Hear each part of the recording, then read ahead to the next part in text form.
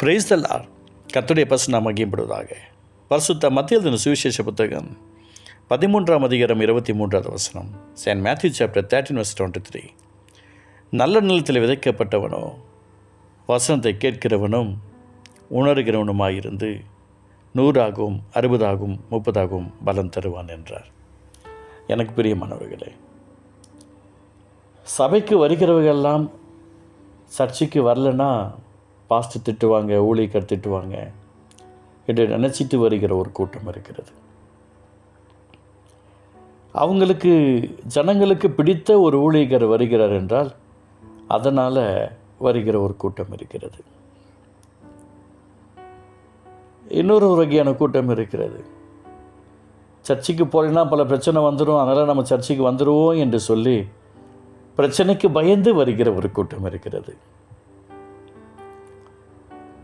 இன்னொரு வகையான ஒரு கூட்டம் இருக்கிறது.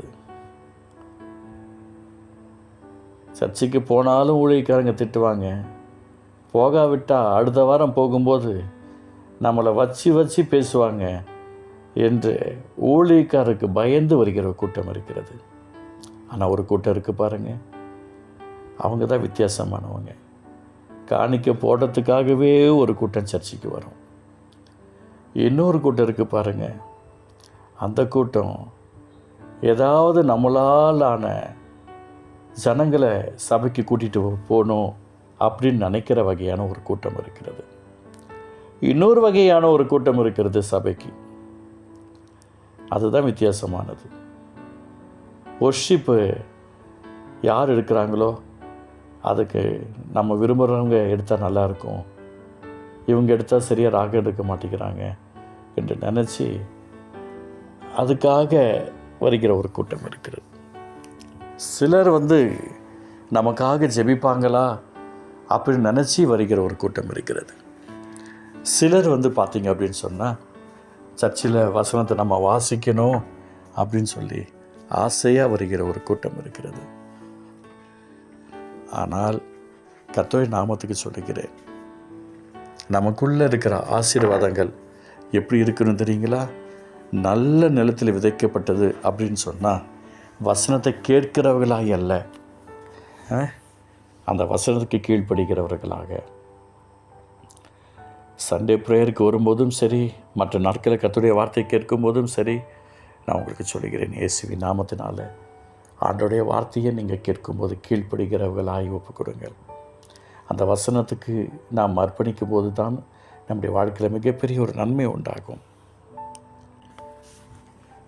நம்ம ஆண்டவருடைய அன்பு பிரசனம் நம்மளோட கூட இருந்தால் மட்டும்தான் நம்மளால் ஜெயிக்க முடியும். அதனால் வசனத்தை கேட்கிற ஒரு மனுஷனுடைய வாழ்க்கையில் உணர்வுன்னு என்று ஒன்று இருக்க வேண்டும். நம்மளால் 100ஆக 60ஆக 30ஆக எப்படி பார்த்தோம்னா 30, 60, 100 பலன் கொடுத்தாங்கன்னு சொல்லி பார்க்கணும். நாம் எந்த கேரக்டரில் இருக்கிறோம்? 30 கேரக்டரில் இருக்கிறோமா, 60 இருக்கிறோமா, இல்லை செஞ்சுரி அடிக்கிறோமா, சென்டம் அடிக்கிறோமா? Just 30 pass, just pass. 60 first class. நம்ம எந்த லெவலில் இருக்கிறோம்? நம்மளை சரிப்படுத்திக்கிட்டே இருந்தால் கடைசி வரைக்கும் ஏதாவது போராட்டம் இருந்துக்கிட்டு தான் இருக்கும். சரிப்படுத்துவது ஒரு நாள் தான். ஓடிக்கிட்டே இருக்கணும், கர்த்தருக்காக ஓடிக்கிட்டே இருக்கணும். எதை செய்தாலும் அதில் ஒரு உண்மை இருக்க வேண்டும். நம்முடைய இருதயமாகிய நிலம் தேவன் விரும்புகிற பாத்திரமாக இருக்க வேண்டும். என்ன செஞ்சாலும் ஆண்டோடைய சத்தத்துக்கும் சித்தத்துக்கும் செவிக்கொடுக்கலாக இருக்க வேண்டும். எனக்கு பிரியமானவர்களே, அந்த நல்ல நிலம் என்பது சாதாரண விஷயம் கிடையாது. தேவனுடைய நாமத்தை மகிமைப்படுத்தும்படியாய் தேவனுடைய அளவற்ற கிருபையினாலும் இரக்கத்தினாலும் நிரப்பப்படுவதற்கு நம்முடைய ஆவி, ஆத்மா, சரீரம் எப்போதும் தேவனை சார்ந்து வாழ வேண்டும். தேவனையும் சார்ந்து வாழக்கூடாது. நம்மளால் 100 மடங்கு பலன் கிடைக்கல அப்படின்னு சொன்னால் ஏதோ ஒரு உலகத்தின் கிரியைகள் நமக்குள்ளே ஓடிக்கிட்டு இருக்கு என்ற அர்த்தம். எனக்கு பிரியமானவர்களே, கர்த்தராகிய இயேசுவின் நாமத்தில் சொல்லுகிறேன், நிறைய நேரங்களில் பலவிதமான சோதனைகளை நான் பார்த்தது உண்டு. அதுவும் வேறு ஒருத்தவங்களுக்கு நடக்கிற பிரச்சனைகளில், அவங்களுடைய கஷ்டங்களில், அவங்களுடைய பாடுகளில், அவங்களுடைய உபத்திரவங்களில் அப்படியே இன்வால்வ் ஆகி அவங்களுக்கு நல்லது நடக்கணும் என்று பிரயாசப்படும் போதெல்லாம் கடைசியில் அவங்க வேலை முடிஞ்சோடனே நம்மளை கழுவிட்டு போவாங்க பாருங்கள்.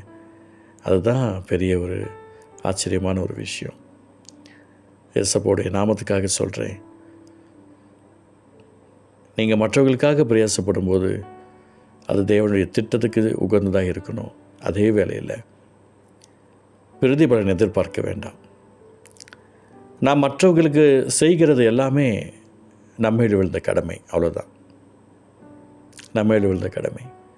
ஒரு பஸ் டிரைவராக இருக்கட்டும், ஒரு ஃப்ளைட் கேப்டனாக இருக்கட்டும், ட்ரெயின் என்ஜின் டிரைவராக இருக்கட்டும், அவங்கெல்லாம் கூப்பிட்டு போகிறாங்க அப்படின்னு சொன்னால் சேஃப்டியாக போய் ரீச் ஆகணும் என்பது தான் அவங்களுடைய ஆசை. அதே மாதிரி தான் என்னுடைய ஆத்மா கர்த்தருக்கு உகந்த ஆத்மாவாக இருந்துச்சுன்னா என் குடும்பத்துக்கு ஒரு ஆசீர்வாதம், என்னை சார்ந்தவர்களுக்கு ஒரு ஆசீர்வாதம். ஏன்னா வசனம் சொல்லிக்கிறது, பிரியமானவனே உன் ஆத்மா வாழ்கிறது போல் நீ எல்லாவற்றிலும் வாழ்ந்து சுகமாயிருன்னு சொல்லியிருக்கிறாரு. அதனால் என் ஆத்மா கர்த்தருடைய வசனத்துக்குள்ளே கேட்கிறவனாயும் உணர்கிறவனாயும் அவனுடைய வார்த்தைக்கு கீழ்ப்படுகிறவனாகவும் இருந்துச்சு அப்படின்னு சொன்னால் என்னை சார்ந்தவர்கள் எல்லாருக்குமே ஆசீர்வாதம் தானே, என்னோட கூட இருக்கிறவங்க எல்லாருக்குமே ஒரு நன்மை தானே. எனக்கு பிரியமானவர்கிட்ட உங்களுக்கு நான் இயேசுவின் நாமத்தில் சொல்கிறேன், நம்ம பரிசுத்தப்படுத்திக்கிட்டே இருப்போம். அதே மாதிரி மற்றவர்களையும் அந்த பரிசுத்துக்கு நேராக வலையை போட்டு இழுத்து கொண்டு வந்து கொண்டே இருப்போம். நம்மையும் சுத்திகரிக்க வேண்டும், மற்றவர்களையும் சுத்திகரிக்கிறவரோடு இழுத்து கொண்டு வர வேண்டும். அன்பு தகப்பனே, இந்த வார்த்தையின் மூலமாக நீர் எங்களுக்கு ஒரு அற்புதமான ஆசத்தை கொடுப்பதற்கு ஸ்தோத்திரம். நாங்கள் வசனத்தை கேட்கிறவர்களாக உணர்வுகளாக இருந்து உன்னுடைய நாமத்து நிமித்தமாய் நல்ல பலன் கொடுக்கிறவர்களாய் அனுக்கிரகம் பண்ணும். இயேசு நல்ல பிதாவே, ஆமென், ஆமென்.